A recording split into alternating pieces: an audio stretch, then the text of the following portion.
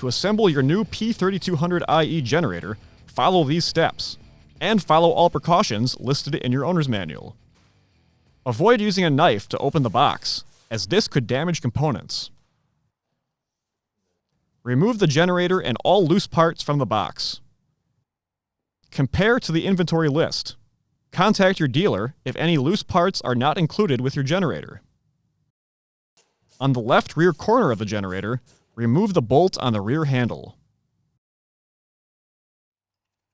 Install the fastener from the loose parts list into the left hook base and insert the assembly into the opening on the rear handle. Torque the fastener to specification.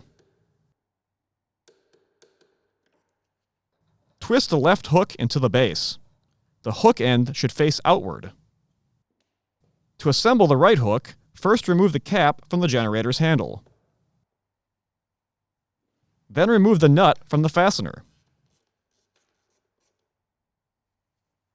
Slip the hook base onto the exposed fastener and secure the base with the nut.